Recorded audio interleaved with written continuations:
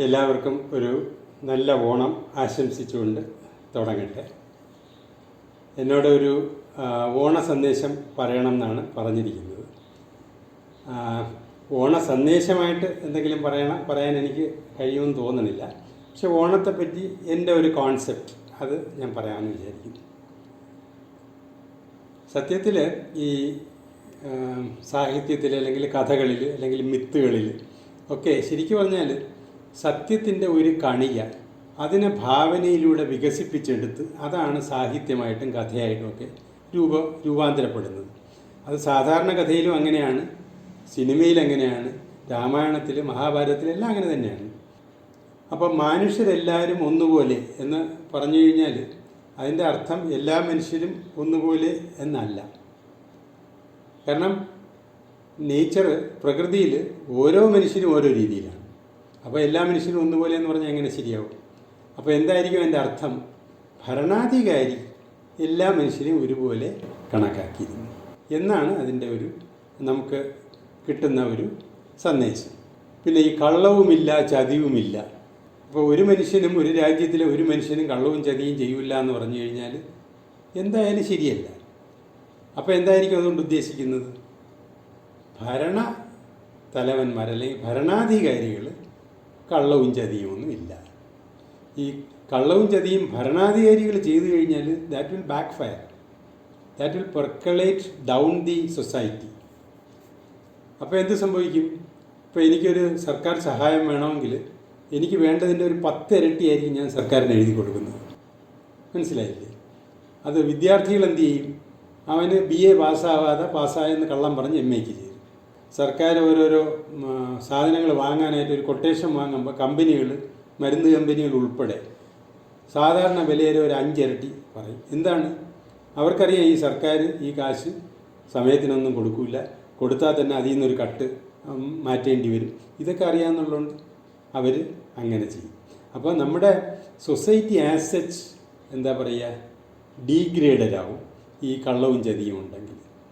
അപ്പോൾ മഹാബലിയുടെ ജീവിതത്തിൽ നിന്ന് നമുക്ക് കിട്ടേണ്ട ആദ്യത്തെ മെസ്സേജ്, ഭരണാധികാരി സ്വന്തം പ്രജകളെ എല്ലാവരെയും ഒരേപോലെ കണക്കാക്കണം. കള്ളവും ചതിയും പാടില്ല എന്നുള്ളത് ഭരണാധികാരികളിൽ നിന്നും തുടങ്ങണം. അത് കണ്ട് പ്രജകൾ പഠിക്കണം. ഇനി രണ്ടാമത്, നമ്മുടെ മഹാബലി കഥ നമുക്കെല്ലാം അറിയാമല്ലോ. ദേവന്മാരെയൊക്കെ തോൽപ്പിച്ച് 3 ലോകത്തിൻ്റെയും അധിപനായി. അങ്ങനെയാണ് നമ്മുടെ മഹാബലി ഇരിക്കുന്നത്. അപ്പോൾ ഒരു യാഗം നടത്തുകയാണ് ഇതൊന്ന് ഊട്ടി ഉറപ്പിക്കാൻ. അപ്പോൾ ഈ യാഗശാലയിൽ കുറച്ച് തീയും പുഷ്പമൊക്കെ കാണുമല്ലോ. അതിൻ്റെ കൂട്ടത്തിൽ ഒരു വട്ടം വരച്ചിട്ട് ഇതാണ് സ്വർഗം, ഒരു വട്ടം വരച്ച് ഇതാണ് ഭൂമി, ഒരു വട്ടം വരച്ച് ഇതാണ് പാതാളം എന്നൊക്കെ പറഞ്ഞ് അത് ഓരോന്നും ഇങ്ങനെ കീഴടക്കുന്നതായിട്ട് ആണ് നമ്മൾ യാഗം നടത്തുന്നത്. അപ്പോഴാണ് നമ്മുടെ ഈ വാമനം കയറി വരുന്നത്. ചോദിച്ചത് വെറും 3 അടി മണ്ണ്. അപ്പോൾ ഈ യാഗശാലയിൽ ഭിക്ഷ ചോദിച്ചു കഴിഞ്ഞാൽ കൊടുക്കണം എന്നാണ് നിയമം. അപ്പോൾ മഹാബലി പറഞ്ഞു ശരി, അളന്നെടുത്തോളൂ. അപ്പോൾ ഈ വാമനൻ എന്ത് ചെയ്തു? ഇവിടെ 3 ഉണ്ട വരച്ച് വെച്ചിരിക്കുകയല്ലേ, ഒരു സ്വർഗം, ഒരു ഭൂമി, ഒരു പാതാളം. ഇതെല്ലാം 2 കാല് വെച്ചപ്പോൾ 3 അളന്നു തീർന്നു. ഇനി അടുത്ത കാല് ഞാൻ എവിടെ വയ്ക്കും? അപ്പോൾ മഹാബലി നോക്കിയപ്പോൾ ഇത് ഭൂമിയെയും സ്വർഗത്തിനെയും ഒക്കെ റെപ്രസെൻ്റ് ചെയ്തിട്ട് യാഗം ചെയ്യുകയാണ്. ആ സമയത്താണ് അതിന് ഇദ്ദേഹം അളന്നെടുത്തു കഴിഞ്ഞു. അപ്പോൾ ഇനി അടുത്ത് കാല് വയ്ക്കാനൊരു സ്ഥലം കൊടുത്തല്ലേ വെക്കും. അപ്പോൾ അദ്ദേഹം തല കാണിച്ചു കൊടുത്തു, ചവിട്ടി താഴ്ത്തി എന്നാണ് നമ്മുടെ കഥ. ഇങ്ങനെ എന്താ പറയുക, സിംബോളിക്കായിട്ട് ഉള്ള 3 ഉണ്ടയിൽ കയറി കാല് വെച്ചപ്പോൾ അതൊന്നും നടക്കില്ല, നീ പോടേ മോനെ ദിനേശ എന്ന് പറഞ്ഞങ്ങ് വിട്ടു കഴിഞ്ഞെങ്കിൽ അവിടെ കാര്യം കഴിഞ്ഞേനെ. അതായത് കോമൺ സെൻസിലൂടെ കാലഘട്ടത്തിനനുസരിച്ച് നിയമങ്ങളെ നമ്മൾ വ്യാഖ്യാനം ചെയ്യണം. അതിവിടെ നടന്നിട്ടില്ല. അതായത് എഴുതി വെച്ചത് ആയിരിക്കില്ല അതിൻ്റെ ആ നിയമം കൊണ്ട് ഉദ്ദേശിക്കുന്നത്. ഒരു ഉദാഹരണം പറഞ്ഞു കഴിഞ്ഞാൽ, ഡൽഹിയിൽ റേപ്പ് കേസിൽ ഒരു പ്രതി 18 വയസ്സാവാൻ 5-6 ദിവസം കൂടെ ഉണ്ടത്രേ. അതുകൊണ്ട് അവനെ ഒരു അഡൾട്ടായിട്ട് വിചാരണ ചെയ്യാൻ പറ്റില്ല അത്രേ. അവന് റേപ്പ് ചെയ്യാം, അവനെ ആളിനെ കൊല്ലാം, അതിനൊക്കെ കഴിവുണ്ട്. പക്ഷേ എന്നിട്ടും കുട്ടി. അപ്പോൾ ഈ നമ്മുടെ നിയമത്തിൻ്റെ സ്പിരിറ്റ് അല്ല അവിടെ നോക്കിയത്. അപ്പോൾ നമ്മൾ നിയമത്തിൻ്റെ സ്പിരിറ്റ് നോക്കണം. സ്പിരിറ്റ് നോക്കാത്തത് കൊണ്ട് അന്ന് മഹാബലിക്ക് ഇത് പറ്റി. ഈ കാലഘട്ടത്തിലും ഇത് തന്നെ പറ്റുന്നു. പണ്ട് ഏതെങ്കിലും മതത്തിലൊക്കെ ഏതാണ്ടൊക്കെ എഴുതി വെച്ചിരിക്കുന്നെന്ന് പറഞ്ഞ് അതൊക്കെ അതുപോലെ ഇപ്പോൾ ചെയ്യണമെന്നും പറഞ്ഞിട്ടുള്ള ഒരു പ്രശ്നമാണ് ഇന്നത്തെ സമൂഹത്തിലുള്ള എല്ലാ വഴക്കുകൾക്കും കാരണം. സെക്കൻഡ് മെസ്സേജ് എന്താണ്? നമ്മൾ ഫ്ലെക്സിബിളായിരിക്കണം. നിയമങ്ങൾ മനുഷ്യർക്കുള്ളതാണ്. അത് നമ്മുടെ കോമൺ സെൻസും നമ്മുടെ കാലഘട്ടത്തിനനുസരിച്ചും വിശകലനം ചെയ്ത് അങ്ങനെ വേണം പ്രവർത്തിക്കാൻ. പിന്നെ നമുക്ക് ആ കഥയിലോട്ട് തിരികെ വന്നാൽ മഹാബലി ഈ നമ്മുടെ വാമനെ ഇങ്ങനെ സ്വീകരിക്കാൻ ശ്രമിക്കുമ്പം തന്നെ ശുക്രാചാര്യൻ, അതായത് ഗുരു ശുക്രാചാര്യൻ അത് തടഞ്ഞു. അതായത് ശുക്രാചാര്യന് മനസ്സിലായി ഈ വാമൻ ഇങ്ങനെ കുള്ളനായിട്ട് വന്നു നിൽക്കുന്നെങ്കിലും ആൾ ഉഡായിപ്പാണെന്ന് മനസ്സിലായി. അപ്പോൾ ഗുരു പറഞ്ഞ് പറ്റൂല. അപ്പോൾ കഥയിൽ പറയുന്നത് ഈ നമ്മുടെ ഭിക്ഷ ചോദിക്കുന്ന ആളിനെ നമ്മുടെ കിണ്ടിയിലെ വെള്ളം ഒഴിച്ച് കാലിലോട്ട് ഒഴിച്ച് കാല് കഴുകി സ്വീകരിക്കണമെന്നാണ്. അപ്പോൾ അതിനായിട്ട് ഈ കിണ്ടിയിലെ വെള്ളം ഒഴിക്കാൻ നോക്കിയപ്പോൾ കിണ്ടിയുടെ ആ തണ്ടിയിൽ നിന്ന് വെള്ളം വരുന്നില്ല. എന്താ വരാത്തത്? നമ്മുടെ ശുക്രാചാര്യൻ ഒരു വണ്ടായിട്ടോ ഏതോ ഒരു ജീവിയായിട്ട് അതിൽ ചെന്ന് ബ്ലോക്ക് ചെയ്തു എന്നാണ് കഥ. മോസ്റ്റ് പ്രോബബ്ലി ശുക്രാചാര്യൻ ഫിസിക്കലായിട്ട് തടഞ്ഞു മഹാബലിയെ വെള്ളം ഒഴിക്കരുത്. അപ്പോൾ കഥ പ്രകാരം വെള്ളം വരാത്തതുകൊണ്ട് ആ കിണ്ടിയുടെ കുഴലിൽ കൂടെ വാമനനൊരു ദർഭപ്പുല്ല്, അതായത് ഒരു ഈർക്കിൽ പോലുള്ള സാധനമായിട്ടൊരു കുത്തു കൊടുത്തു.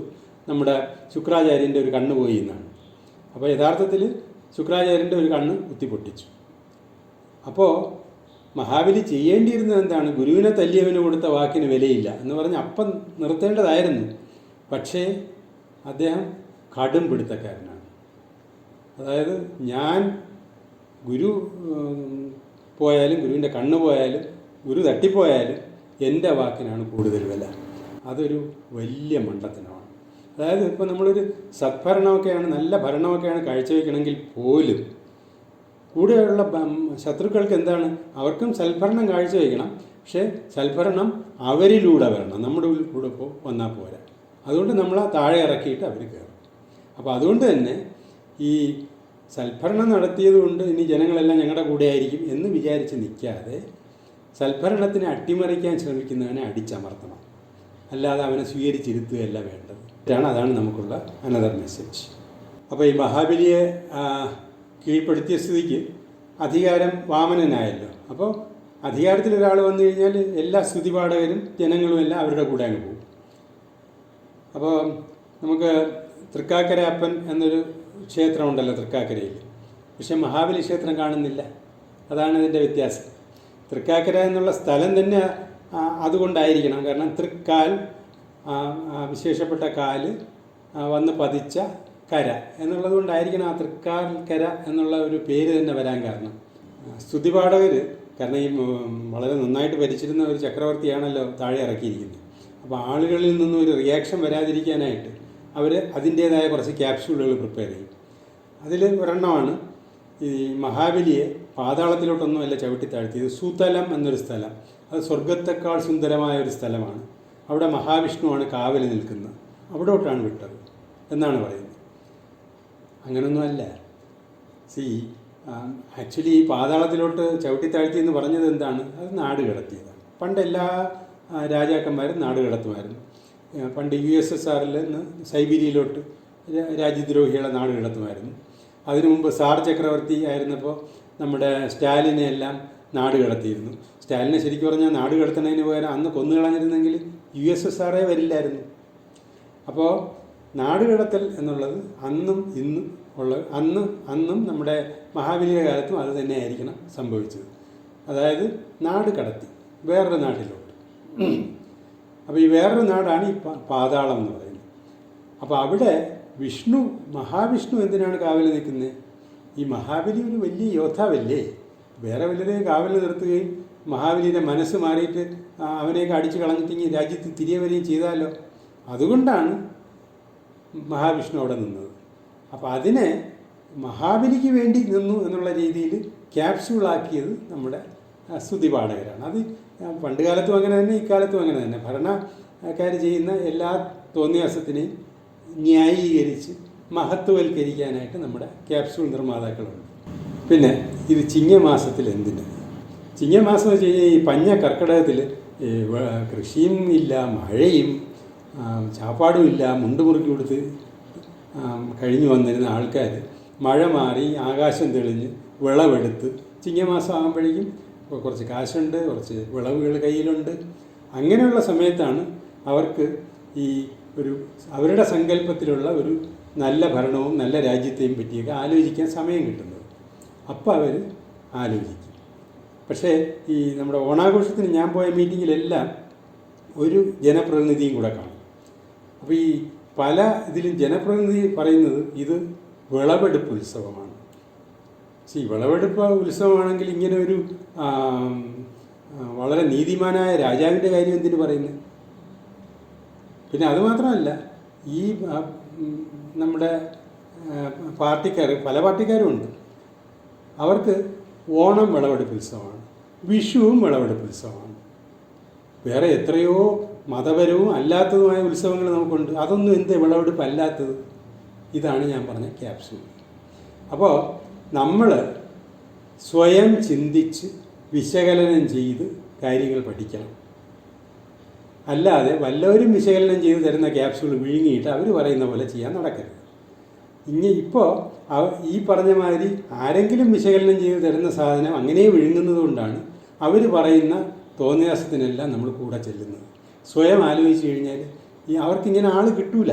അവർ പറയുന്ന എല്ലാ മണ്ടത്തരത്തിനും കൂടെ പോകാനായിട്ട് ആൾ കിട്ടൂല. അപ്പോൾ അടുത്ത മെസ്സേജ് അതാണ്, സ്വയം ചിന്തിച്ച് വിശകലനം ചെയ്യുക.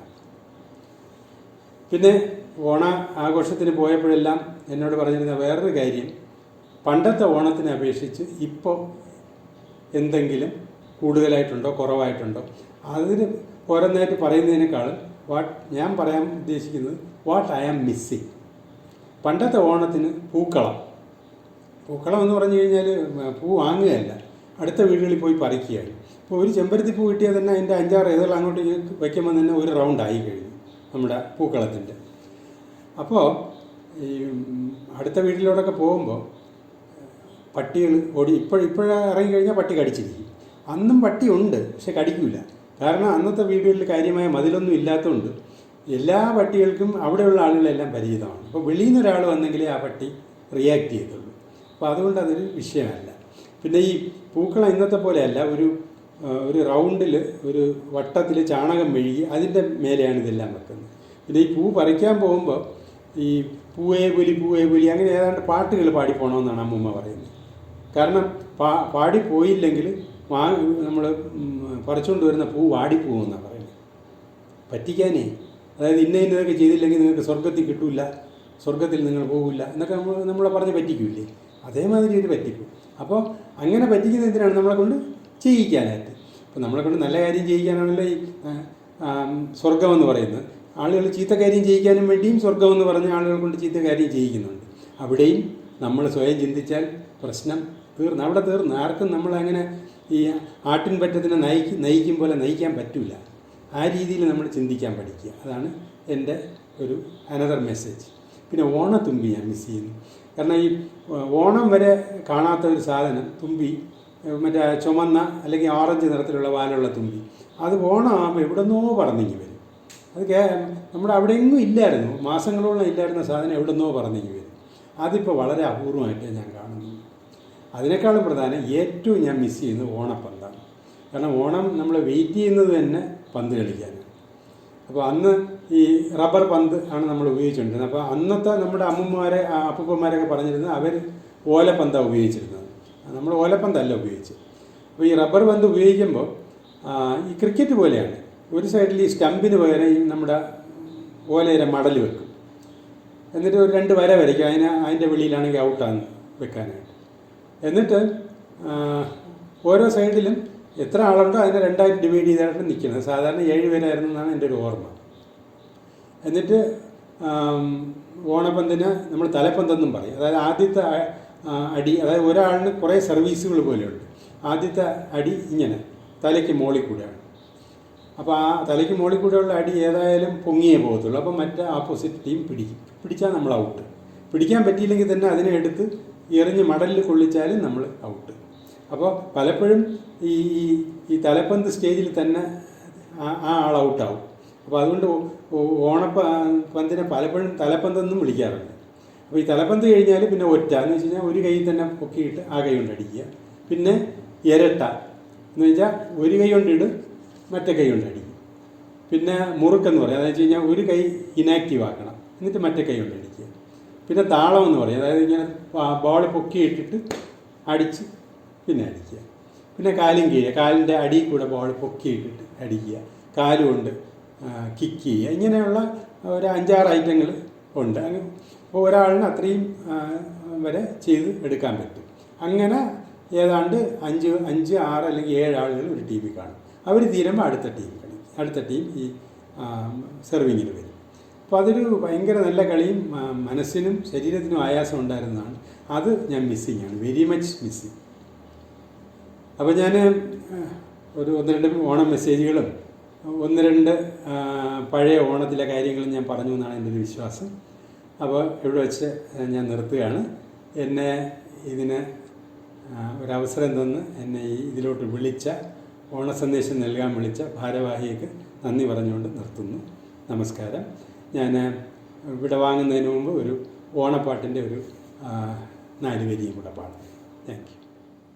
തുയിലുണരൂ തുയിലുണരൂ തുമ്പികളേ, തുമ്പപ്പൂങ്കാട്ടിലെ വീണകളേ. തുയിലുണരൂ തുയിലുണരൂ തുമ്പികളേ, തുമ്പപ്പൂങ്കാട്ടിലെ വീണകളേ. തിരുവോണപ്പുലരി വന്നു, തൃക്കാക്കര നട തുറന്നു.